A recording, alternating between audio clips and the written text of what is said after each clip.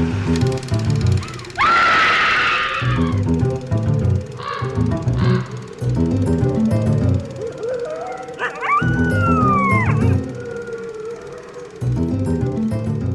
everyone, and welcome to Scream Scene, the horror movie podcast where we watch every horror movie ever made in chronological order, and then we rank them from best to worst.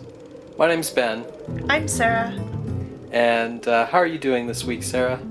Doing alright. It's been a busy week. I have insomnia, so I have not slept in 29 hours. That's not good.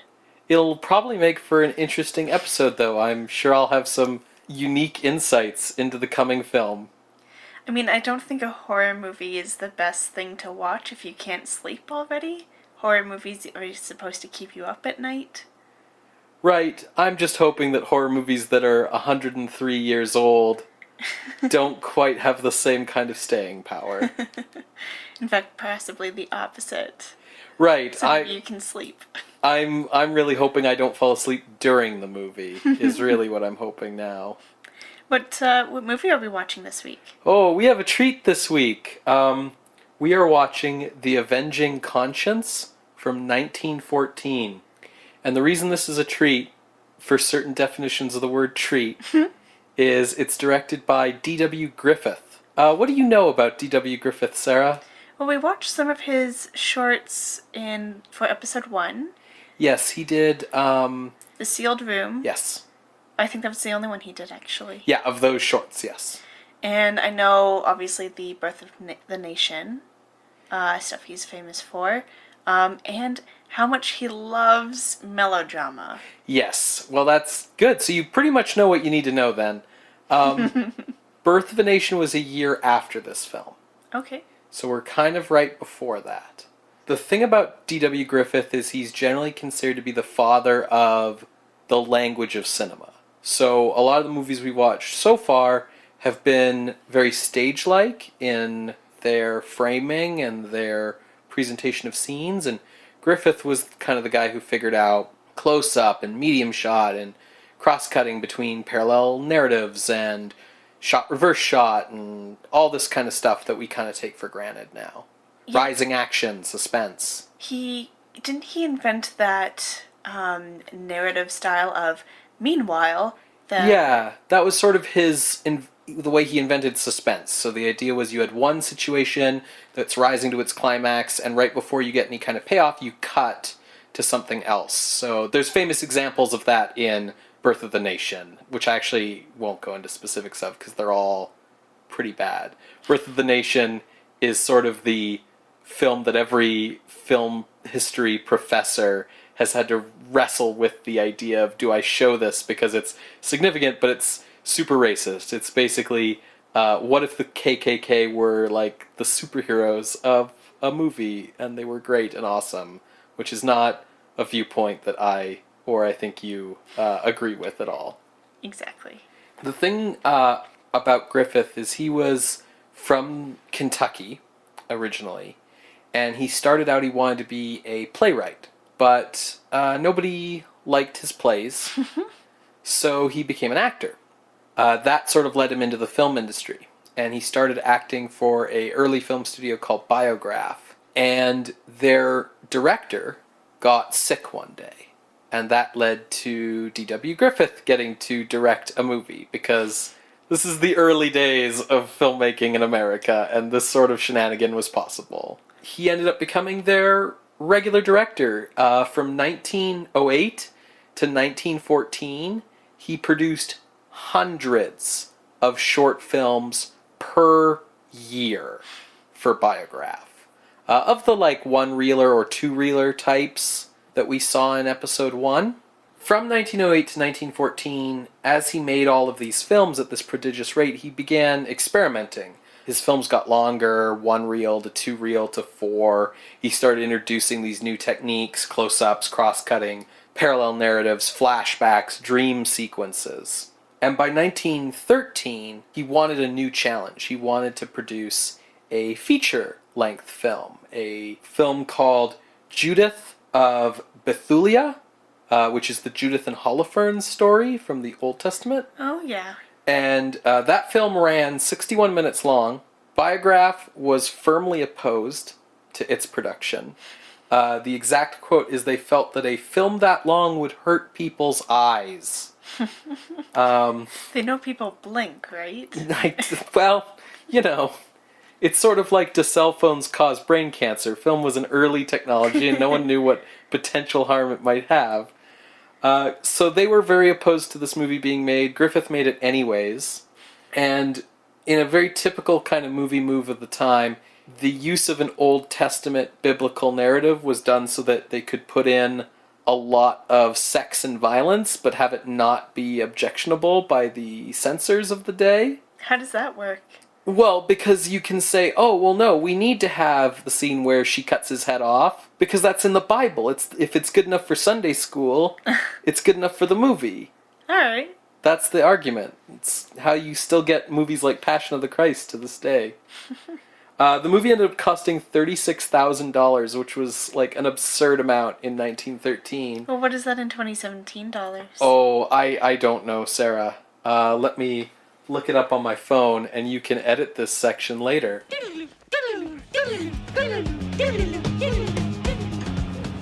So that would be about $886,000 in today's money. Okay. So I mean, still not nearly what like a feature film costs today, but it was still considered an absurd amount at the time. The movie came out and got huge critical acclaim, but Biograph was still not happy, so they refused to let Griffith make any more features, and they also withheld his pay for Judith of Bethulia.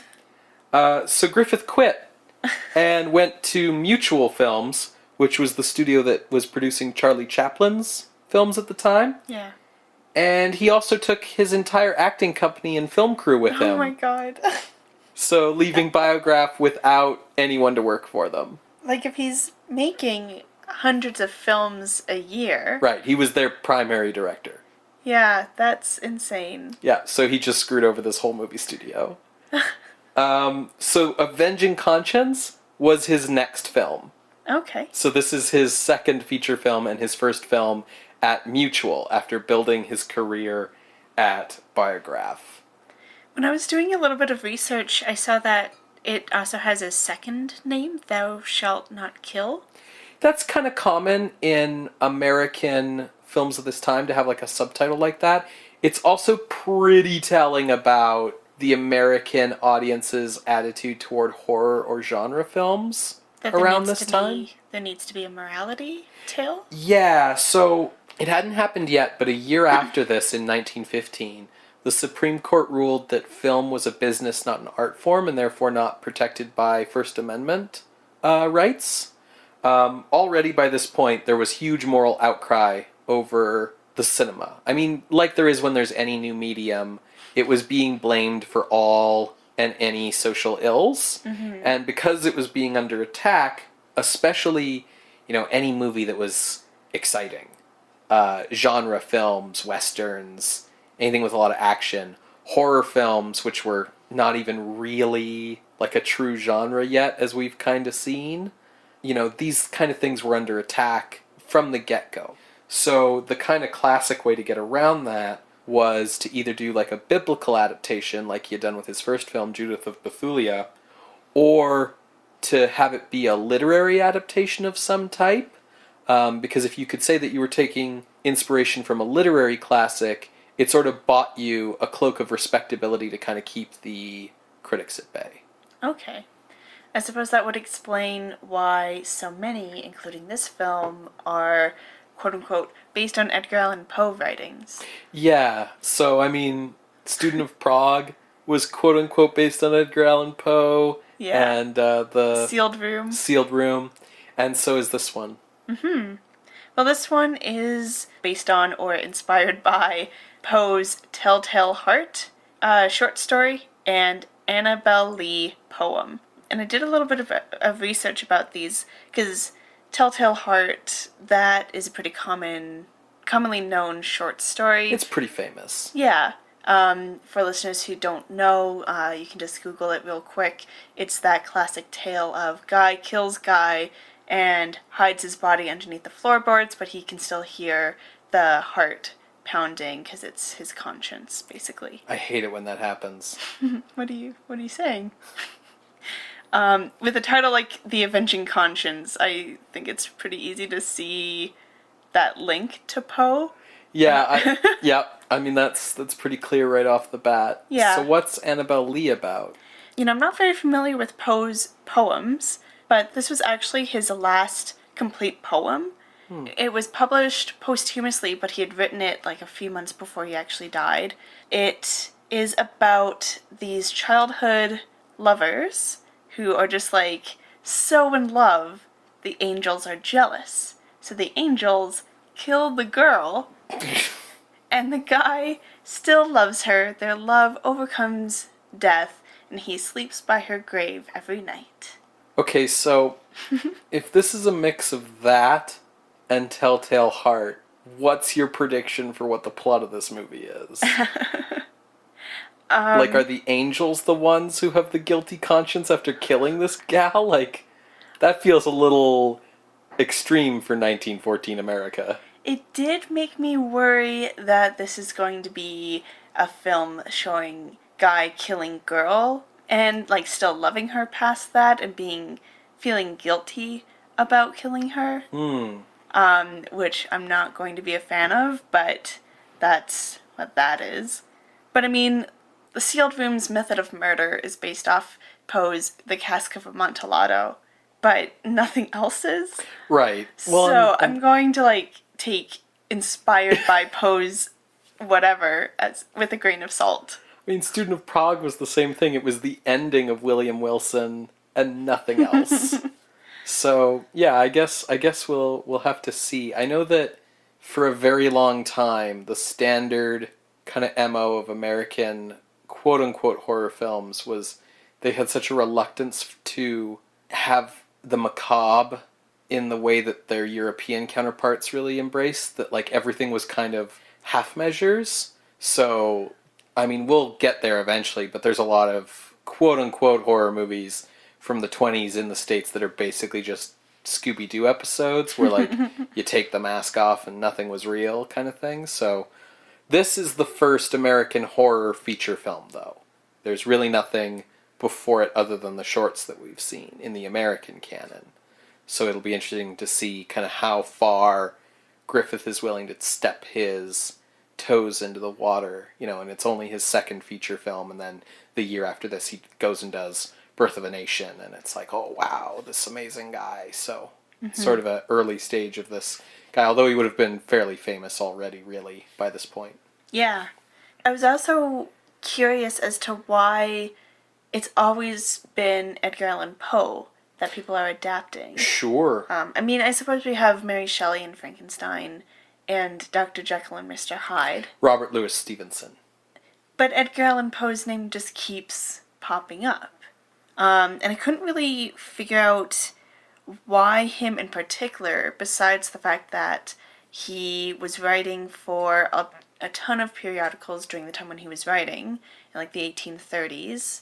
And with being an editor of these periodicals, he would write reviews, and so his name would always be out there. There'd be a lot of conversation with other writers at the time period, especially with him writing reviews and critiquing work. So that's the only thing I can think of, like, why his name just keeps popping up. When did Poe die? Poe died in 1849.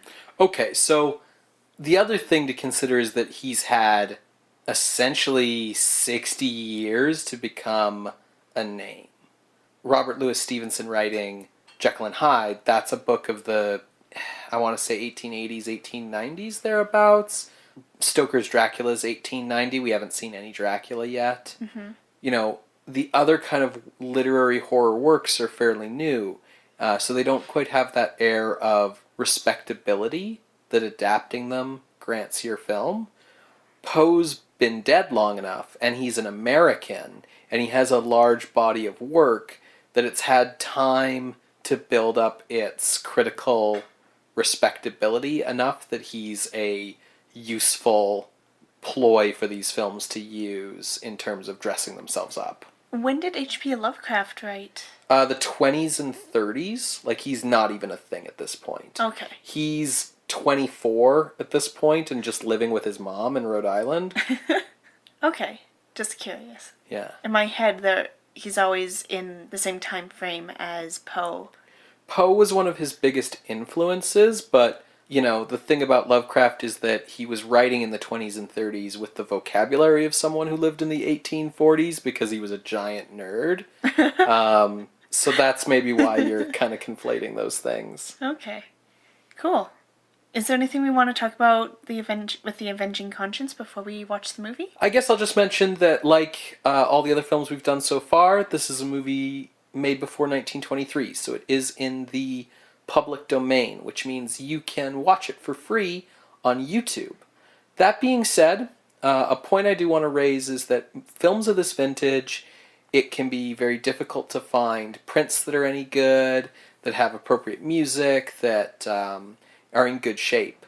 And there's a few DVD kind of home video companies that make it their business to restore and put out these movies in a good, accessible state. In North America, there's Kino Video and Image Entertainment. In Europe, it's Eureka and Masters of Cinema. And there isn't really a streaming market for silent films. There isn't, a Netflix or a Hulu that's devoted to films of this vintage. And it costs a lot of money to restore films this old, too, especially when the audience is so small.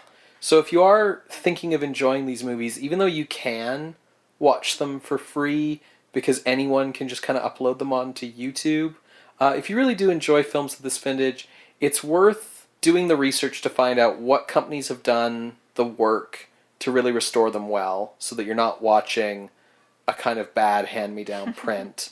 And actually, buying a copy from them. It's a little bit difficult to do with physical DVD stores disappearing quicker and quicker. In Canada, we're seeing less and less options in that regard every day. But certainly, if you can order it from them online, it's a good way to go, because without any kind of monetary support, no one's going to put the work into maintaining and restoring these films, and that just means that the cultural history that these films represent is just kind of lost forever. So you can definitely see The Avenging Conscience on YouTube, but if you're going to get it on DVD, the best one to get is Kino International did a Griffith box set a few years back that this is part of, and it's a pretty good restoration. Great. So you guys are going to hear a brief musical interlude, and then we will be right back. See you then, guys.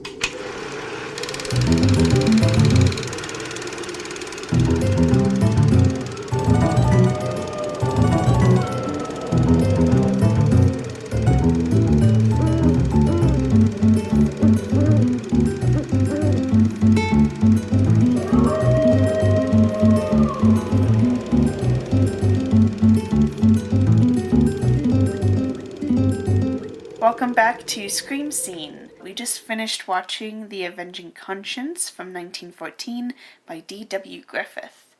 Ben, first thoughts. This is not a horror movie. You sure? Pretty sure. Why is that?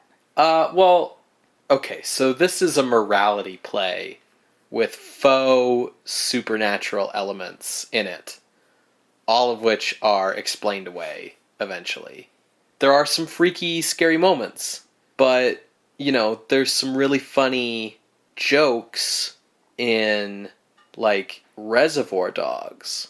But Reservoir Dogs is not a comedy. Are you sure? Very sure. Not like a black comedy? No.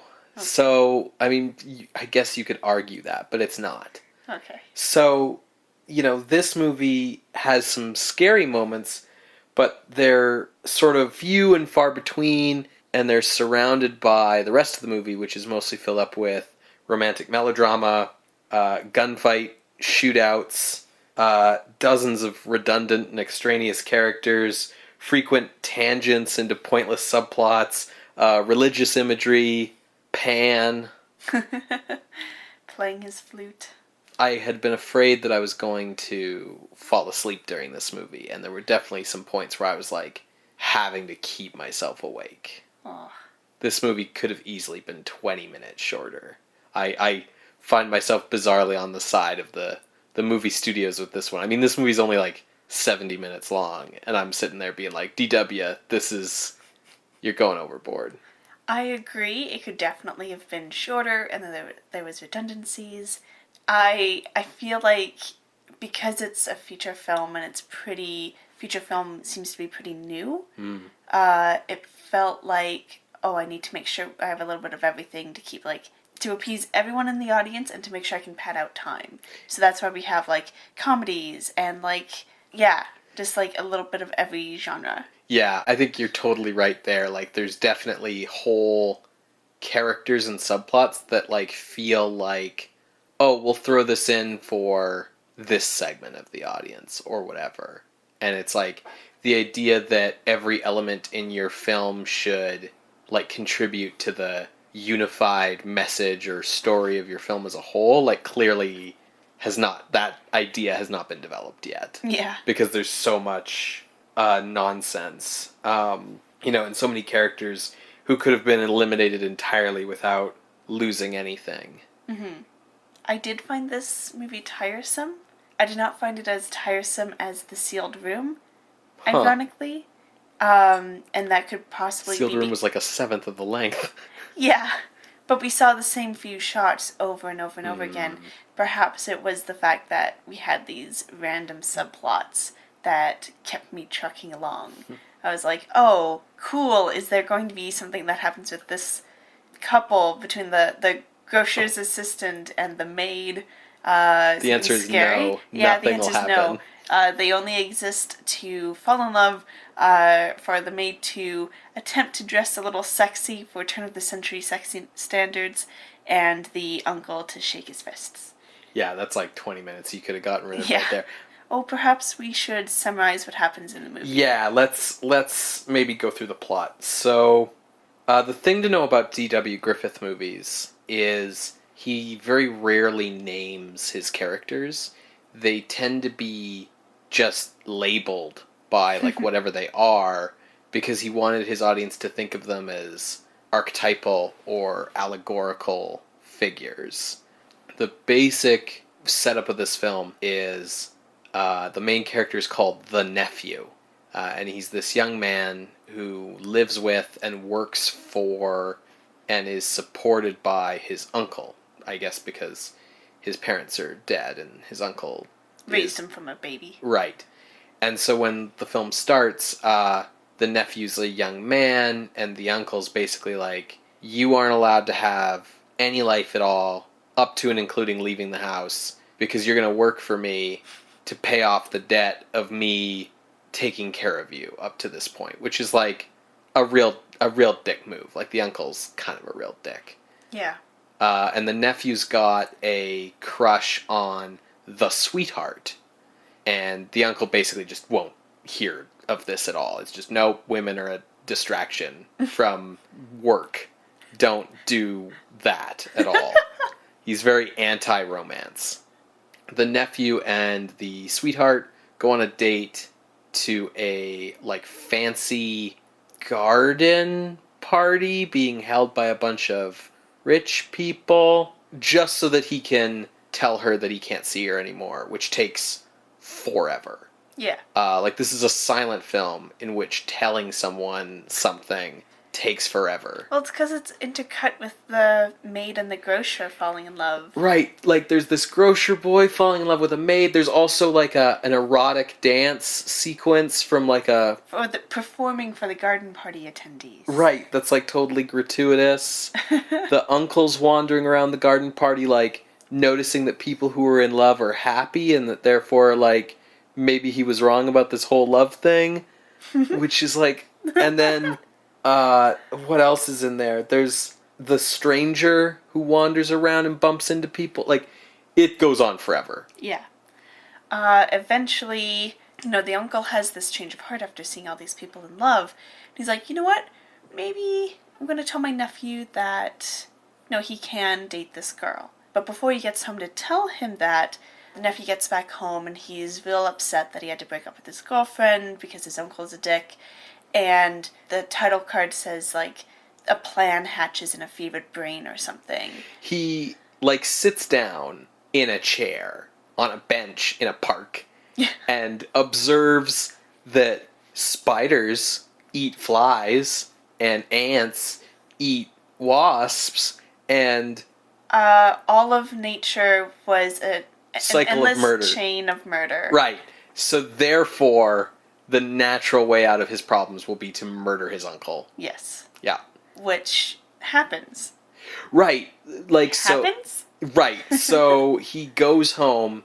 Oh, here's another protracted, long sequence. So he comes up with, like, an overly convoluted plan to kill his uncle, where he forges a note to get the uncle to leave the house so that everyone in the village will see him hike up this hill. Right, to go see somebody and then not come back, but really he does come back, but he prevents everyone, and the nephew prevents everyone from seeing the uncle come back. And then the uncle comes home, and then the nephew has, like, a gun that he's clearly, like, bought for this occasion that he, like, hesitates about using for, like, 20 minutes, and then eventually he just chokes him to death. Yeah. Like, it's Griffith building up suspense, but it's well past the point. Yeah, I think part of that is it didn't age well either. That kind of suspense building didn't age well. Perhaps it's because it's a silent movie. Well, I mean, we sort of talked about this while we were watching it, but there is something to be said for the fact that, like, if Griffith is the first guy in American cinema to be doing suspense building, cross-cutting, parallel narrative structures and stuff, it kind of makes sense that he'd go a little bit overboard with it because he kind of has to hold his audience's hand a bit. Like, yeah. He can't, people don't know how movies work yet. You kind of got to hold their hand. Yeah. This is probably a good time to mention that at some point in this movie, the nephew met the Italian. Oh, yeah. Who is, again, just like the stereotype of an immigrant, basically. And you can check out episode 2 for The Student of Prague if you want to hear more about our talk about Italians being othered. Yeah, this is another case of, like, I feel like maybe there's something going on here in the early part of the 20th century with, like, you want to have an immigrant character so that you can shit on foreigners, but you're totally right. Like, this Italian's basically just, he's big, he's ugly, he's drunken, he's boorish, he's dirty, he's an idiot, Yeah. He's blue collar. It's a little tough to get through. And he's totally, thinking about it, he's totally purposeless to the film. You could have cut his character entirely and not needed him. He blackmails which isn't necessary. The nephew pays him off. End of subplot. What about later in the film when the nephew hires him as a bodyguard against the stranger detective? Which he doesn't help. Like, the nephew's holed up in the building, the detective shows up, they have a shootout, the Italian shows up with his guys, and they're like, oh, I'm not getting involved with this, and leaves. I think... You could cut him entirely. I think it's with suspense again. So it's kind of like... So heads up to listeners, last week, not for a podcast, Ben and I watched the musical version of Oliver from the 60s.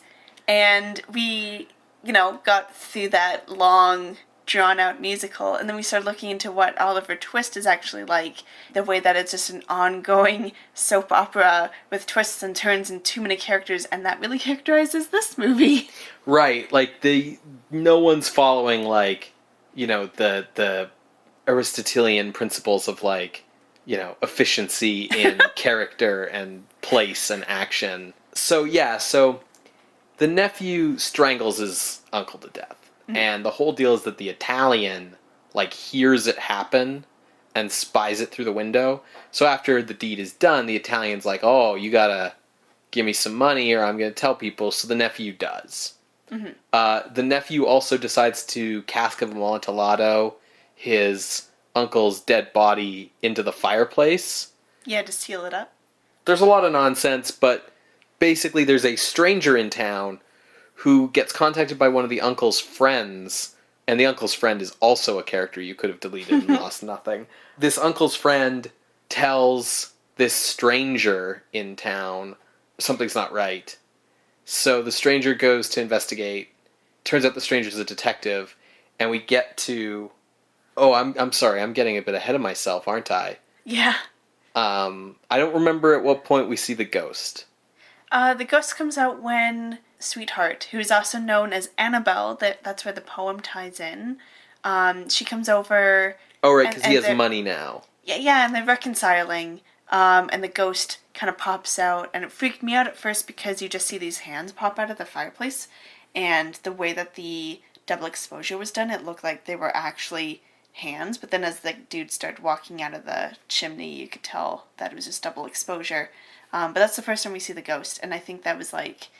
I didn't like that was the way that they were doing the telltale heart beating thing under the floorboards, but then I realized, wait, this is a silent film. How are they going to do a heart beating? So, yeah, Annabelle is like embracing this guy, the nephew, and he sees the ghost of his uncle over her shoulder, and that's probably the most like effectively chilling moment in the movie.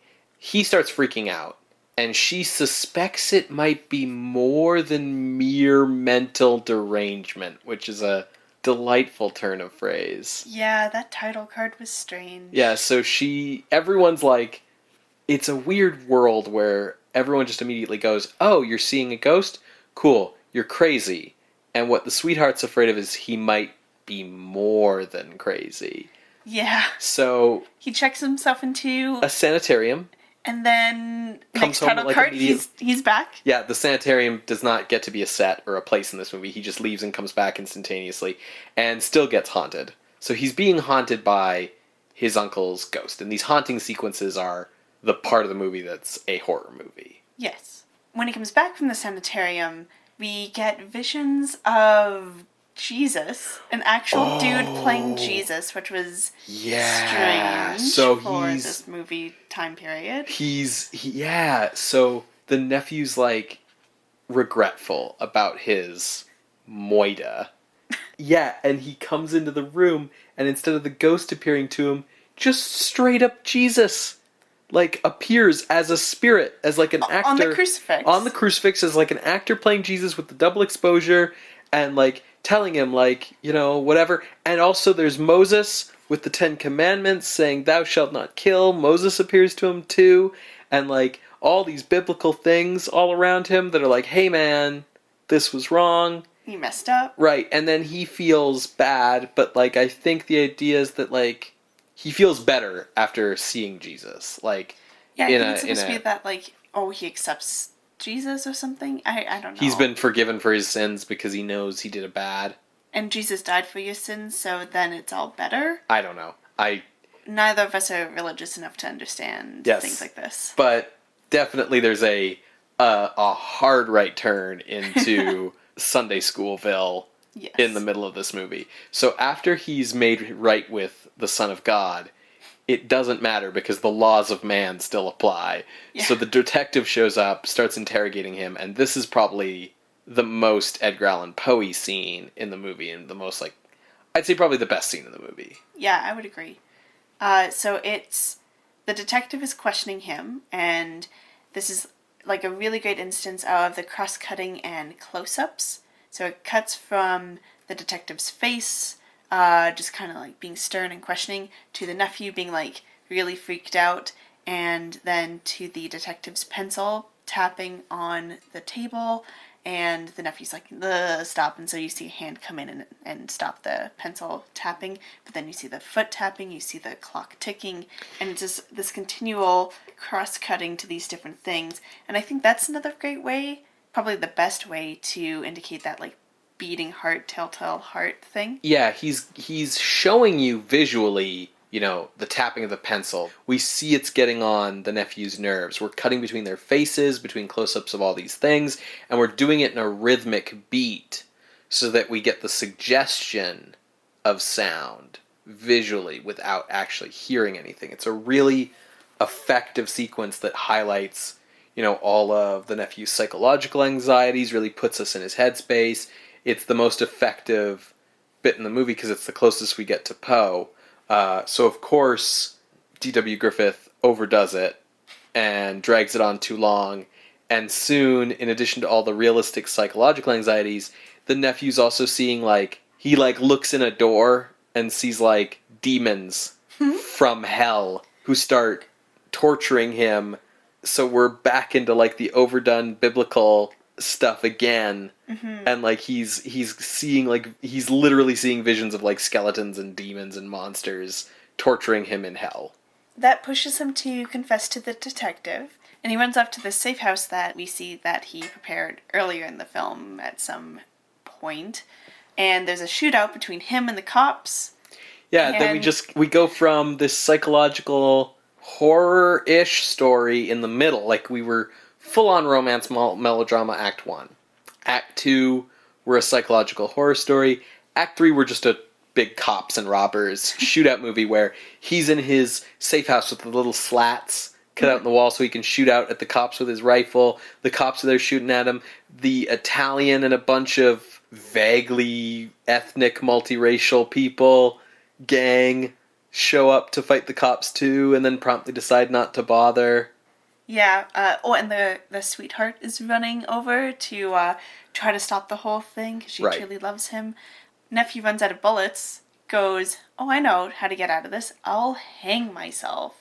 And just as the cops break in and stop him from hanging himself, the girl runs up to the window, sees that he's hung himself and thinks that he's dead, and so she jumps off the cliff. Oh yeah, she runs over to a cliff and just straight up jumps off it. And just, like, to tell you that, you know, D.W. Griffith does not believe in subtlety. Like, we don't just see her jump off the cliff. A dude runs up to the cliff, looks down. We then see an insert shot of her dead body on the rocks. Then, like, he comes down the cliff to, like, poke at her body to make sure she's dead. Like, we know she's dead. And then... Right when you're like, oh, this is the darkest timeline. It was all a dream. Yep. Yeah, nephew wakes up from the chair, and he's like, "Oh, what? What's going on?" And then the uncle walks into frame and sits down and just like, "No, I'm just doing business." And nephew's like, "What?" Runs up to him and is like poking him, and it's a little comical, and then proceeds to tell him how he dreamt he murdered him. Yeah, he's like, "Oh man, I had a dream where I killed you." And then Uncle's fine with that? Yeah, he's just like, "Oh man, well, I'm glad you didn't. Like, that would have been terrible. By the way, like, you can totally marry that chick. I had a change of heart about romance." Yeah, and at the same time, we see Sweetheart wake up from the last time we saw her before craziness ensued. And she's like, "You know what? Uncle or no uncle, I'm gonna marry Dude."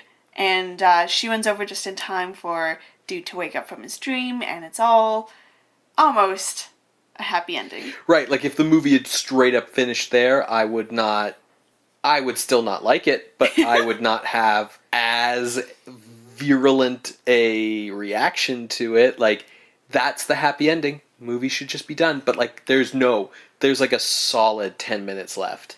And so I have a theory about this movie, Ben. Oh, no. I have such a good theory. Okay. You don't even know, but we need to finish explaining this last 10 minutes, otherwise the theory won't make sense. Okay. So the last little bit is nephew and Sweetheart sitting on, like, this grassy knoll, and the title card says he tells her about his latest novel, or something like that, and then it fades into, like, this 10-minute sequence of Pan playing his flute, little, like, gnome children, cherub children, coming out and dancing around, and then, like, more weird Greek fantasy things. There's, like, animals, there's, like, close-ups of, like, jaguars and lynxes, and I think there was, bunnies. Like, some bunnies, yeah, and it's just, like, an idyllic Pan nature scene, you know, out of, like, 1890s Britain, but, like, you know, if you thought that Pan being in this movie, and this movie having, like, a reputation as a horror movie, meant we were going to get, like, some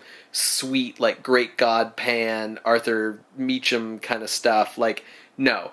This is just idyllic, tra-la-la in the forest, Pan nonsense for, like, straight up 10 minutes, as if Griffith just had, like, this whole other scene lying around from something else, and he was just like, "Oh shit, I gotta use this," and chucked it onto the end of this movie.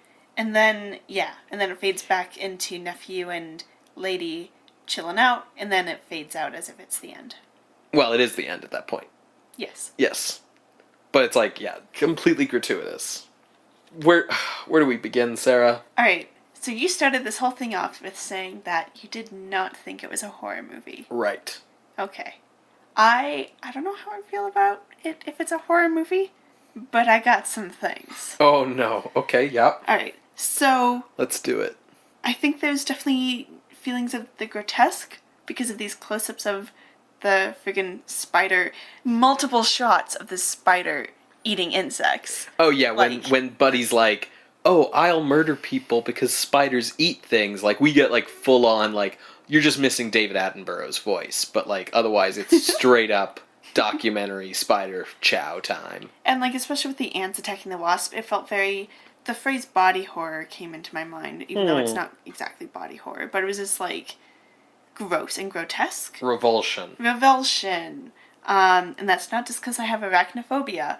Yeah, I think that was, like, definitely the start of, cool, this is a horror movie for me. But, okay, we would both agree that it's a psychological horror or thriller movie. For, like, a third of it. Like, for the middle third. But you would agree. For the middle third, yes. Okay. Here are my thoughts. Okay. Um, Do they explain why... It explains Pan. Does it explain why Pan and Jesus Christ, our Lord and Savior, are in the same movie? Because I feel like one of the two of them would have been upset if they had known the other guy was in the movie. I don't know if it explains Jesus. Okay. But, okay. In the lead up to watching this, and I wanted to learn a little bit more about Poe, so I looked up the Annabelle poem, I looked up a bit about Telltale Heart, timing of all these things, and on Wikipedia, it mentions how Poe's life was always characterized by the loss of the women in his life. Sure. And a lot of that led to discussion of who exactly is the woman in the Annabelle poem for Poe. Is it his wife who died 2 years earlier? Is it, like, some other people? Is it his mom? Like, there's things like that. This movie opens with the nephew becoming an orphan. Like, we see the mom die, loss of mother's life. Sure, yeah. And then when we see that he's an adult, he's reading, like, explicitly reading Telltale Heart. Yeah, he's reading Telltale Heart. This is before he murders anybody in his dream. And the movie also quotes Annabelle Lee kind of as a title card all throughout. Mm. And, like, he calls his sweetheart Annabelle. And it says that it's not her name, it's just what he calls her. Right, because women don't have real names. They only have whatever you've decided to dub them. Just ask William Moulton Marston. Ugh, I'll never get over that. Anyways, sidetracking me. So clearly, nephew is a real big Poe fanboy. So, can I jump in here with one quick thought? Yeah. When I saw him, like, that the movie was going with the, like, he commits murder because he reads Edgar Allan Poe, like, chain of things, I was thinking to myself, like, so if this movie was, like, made today, this would have been the scene where he's playing Grand Theft Auto, and then he goes and murders everybody. Yeah, pretty much. Okay, but he's a big Poe fanboy. Mm-hmm. So part of him being a fanboy, you kind of talked about it with the Grand Theft Auto thing, is like this method of murder is almost explicitly right from Poe. Clearly, dude wants to be a writer or something. Like, clearly he's not really wanting to be an accountant or whatever his uncle does. And then at the end, when he's, like, telling his love interest about his most recent novel, it made me think, oh, so he did want to be a novelist this whole time. And then when it goes into this weird pan fantasy, the only reason I can think that we would have such an extended time with it is to... The only reason why we would have this pan imagery and sequence is to show that he's not / no longer deranged and just thinking about murder. Which obviously was what happens if you just read Poe. But also that, like... It's almost like a redemption tale for Poe? Because of this, like, Christian redemption, Catholicism almost, like, imagery in this middle part. So that's how I would explain Jesus. I mean, I get what you're saying. I want to, like, I know that pan imagery was really common around the turn of the century. Pan had been associated by the Romantics with unspoiled nature and, unbridled everything and that sort of stuff. And I know that even by this point, horror authors had started using pan imagery to suggest kind of like, the unpredictable and capricious nature of nature, and stuff like that versus man's reason and things like that. The popularity of pan imagery around the turn of the century is why you get Peter Pan around the turn of the century, right? So I'm trying to like classify this pan epilogue in that context, I guess. And I see what you mean. I think you're right in that probably its main function is just to show that his mind is now focused on nice and peaceful things. But it still goes on too long. Well, yeah, it's D.W. Griffith. I have a note that I wrote down that D.W. Griffith is like 1914 Peter Jackson in that he never knows when to quit. Like, scenes just go on far longer than they should with more added nonsense in them. Thinking about that theory I had, Mm-hmm. it's kind of interesting to think how we began this whole discussion and before we saw the movie, talking about how horror movies would latch onto notable literary quote-unquote adaptations in order to get away with more things.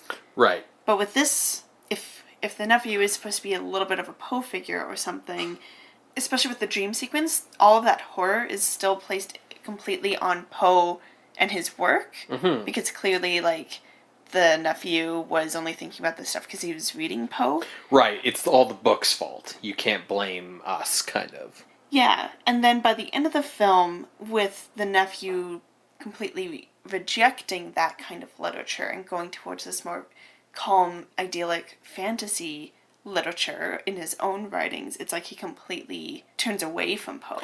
Right. Sure. Yeah. It's a have your cake and eat it too. It's, we want to do a movie with moiter and ghosts and hauntings and demons and people freaking out and killing each other and killing themselves, but how do we get away with that? Well, let's have a dude, read some Edgar Allan Poe, fall asleep, have a dream, wake up, and then be like, oh man, that horror stuff, man, that's some bad stuff. Don't go around with that. It's like if you were trying to make, like an orgy porn film, and you just bookended it with scenes at the beginning and end of like telling people that, monogamous man and wife relationships are the best. But there was like 5 minutes of that on either side of like an hour and a half of orgy porn. Like, that's sort of how this movie comes. It's a little disingenuous, I guess, but I think I'll buy your theory. I think the thing that's really disarming about this movie from a position 103 years later is you'd never see a movie with such a mix of genres today.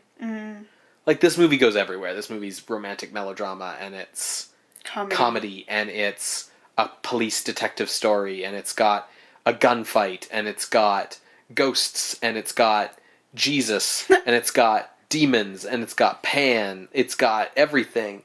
And I think it shows the kind of infancy of genre conventions over film form at this time. Like, no one's sitting down and saying, like, oh, well, you can't put these 5 things in a movie together because that'll confuse your target demo. Like, nobody's talking like that in 1914. It's just D.W. Griffith saying, like, hey, I want to put all this stuff in this movie. And a bunch of people being like, well, I guess, your other movies made money, so sure. What do you think about the difference between D.W. Griffith almost like apologizing for the horror in his film versus The Student of Prague, where it was just gradually bringing the audience into it and just like went for it by the end? Oh, I would take Student of Prague any day. What do you think about like the difference of how they've embraced it? I think that in any case, whether then or now, your film is always stronger for embracing your genre rather than apologizing for it. And you see this a lot in genre films even today. There's sort of two kinds of superhero movies, right? There's one where the lead character puts on a mask and a cape and goes out and fights bad guys, and there's the other where he puts on a mask and he goes, "But it's so stupid that I wear a mask, right?" And he puts on a cape and goes, "But the cape's pretty dumb, right?" And then punches a bad guy and goes, "What, are you supposed to be, some kind of villain?" And you see that kind of thing where it's apologizing for the genre that you're making while you're doing it. And I don't think it ever comes off well. I think in the case of this movie, it leaves it unfocused and kind of muddled and all over the place. And too long. But I think in a lot of other cases, it's just something that means that your film doesn't have any integrity, right? Because you are trying to have your cake and eat it too. You're trying to have things both ways. You want the thrills and the spooks and the scares and the psychological incisiveness of the horror genre. But, you don't want to get anyone upset. And that was the thing about American films of this vintage, is that they were desperate not to upset anybody. So you've got all this stuff where it's oh, don't worry, Jesus. And it was all a dream anyways. And I mean, it's 1914, but It Was All a Dream was already a played out tropey ending by 1914. It Was All a Dream is the ending to one of Méliès's first films from 1898. It's the ending to Alice in Wonderland from the 1880s. It was already an ending that was very common in fiction. I mean, it goes back to Cervantes in the 1600s. It was already a bad ending, and it's a bad ending here too, even if it's the only ending that gives everyone their happy ending. But that's sort of why I feel like this isn't a horror movie. It's if it hadn't have had the "It's All a Dream" ending, and it had ended with everyone dying, that's how horror movies do morality tales. Don't do this thing, see what awful stuff happens to the people who do this thing. This movie isn't a horror movie because everybody gets to wake up from the dream and go, "Oh," and then get married and laugh and live happily ever after reading about Pan. Mm-hmm. That's about all the notes I had. Do you have any more? I do just want to say that the acting done by the guy who played the nephew, Henry B. Walthall, he was great. I really enjoyed his acting. He was pretty good, especially when he's going crazy in the middle of the movie during the interrogation scene. That was really well done. It does bear saying that he was 36. Mm-hmm. The actor playing his uncle was 46. And Blanche Sweet, who was playing his love interest, was 18. She's the right age. Right, exactly. No one else is. That's right, yeah. The uncle's supposed, the uncle looks like he's 60, and the nephew's supposed to be 20-something as well. Yeah, I feel like the nephew shouldn't be older than 20. Yeah. But yeah, I mean, the acting, you're right. Overall, it's all in the very Griffith melodramatic style, but, I mean, it's still a well-made movie. It's just too much. Yeah. Do we want to get into ranking The Avenging Conscience? Yeah. What are we feeling about The Avenging Conscience in terms of other stuff on the list? I mean, I guess right away, we've only got one other feature film to compare it to, which is Student of Prague. We've also got only one other Griffith film to compare it to, which is Sealed Room. And as it stands, Student of Prague is number 1 on our list, and Sealed Room is number 2. Really? Yes. I forgot Sealed Room was so high. I would put this below Sealed Room. I'm with you. Yeah. Purely, as I've been saying this whole time, on the basis that it is not a horror film.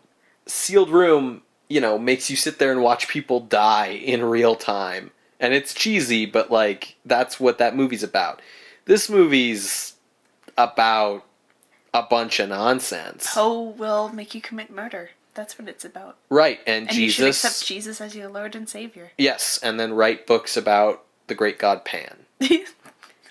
So if it's going below Sealed Room, because we're both in agreement on that? Yes. Okay, next on the list is Frankenstein. Below. Okay, next on the list is 1912 Jekyll and Hyde, which was the 10-minute one. Versus the one with King Baggett, Jekyll and Hyde is the next one down. 1913 Jekyll and Hyde. Oh, would I put it above poor This King is Baggett? I would say this is above King Baggett, Jekyll and Hyde. Yeah. Why is that? Okay. Because the acting was actually good? Yes, because this was this was a well-made movie. Like, the King Baggett, Jekyll and Hyde, I was able to make a strong argument about why it's a horror movie, when I don't think this is. I think this is a morality tale. On the other hand, this is a better movie, just overall. We are ranking by horror movie. Oh, sure, absolutely. But, like, at a certain point, a movie's just bad versus a movie is not as bad. Also, the few scary moments in Avenging Conscience were spookier than King Baggett goleming around the frame, going booga booga at people. The spider eating the fly sequence was scarier than the entire thing of King Baggett. You jumped out of your chair when that ghost came out of that fireplace. That's because it looked like the hand is straight out. It was real good. It was well done. It was like actually the hand coming out. The thing that made that frame great is that he didn't cut to close up. That he kept it in a wide shot, kept the two characters who were focused on talking, and just had the ghost come out from like frame left out of nowhere. It was very effective. So if it's better than King Baggett, is it better than the 1912 Jekyll and Hyde, the 10-minute one? So they were both psychological in nature. Yes. Because it ended with Jekyll committing suicide. Yes. But he was Hyde at the time as well, so it was like who's really in control, and there's psychological stuff going on there that you pointed out. Okay, so just by saying that, I think Jekyll and Hyde wins. Yeah. Because it had the balls to not be a dream at the end of the damn movie. Yes. Okay. So if that's the case, then The Avenging Conscience by D.W. Griffith is entering the list at number 4. Below 1912's Dr. Jekyll and Mr. Hyde, but above 1913 Dr. Jekyll and Mr. Hyde. Cool. What are we watching next week, Ben? Well, next week we've got a fun treat. It is a feature-length film, but it is our first horror anthology film. Okay. So it is Unheimlich Geschichten, or Eerie Stories. This is a German film from 1919, directed by Robert Oswald, and starring Conrad Veidt. Oh my god. A very early Conrad Veidt role. Oh, I'm so excited. Yeah, it should be a lot of fun. Oh man. Great. Well, thank you everyone for listening.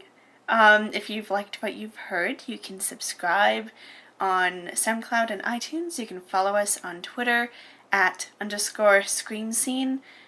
You can also find the list to see where everything else is listed and where you can submit appeals on our Tumblr page, screamscenepodcast.tumblr.com. And if you really, really want to appeal the ranking of The Avenging Conscience, feel free to submit either through our Ask box on Tumblr or email us at screamscenepodcast@gmail.com. Alright, see you next week, everybody, as we dive once again into German Expressionism. I'm so excited. Alright, bye! Bye!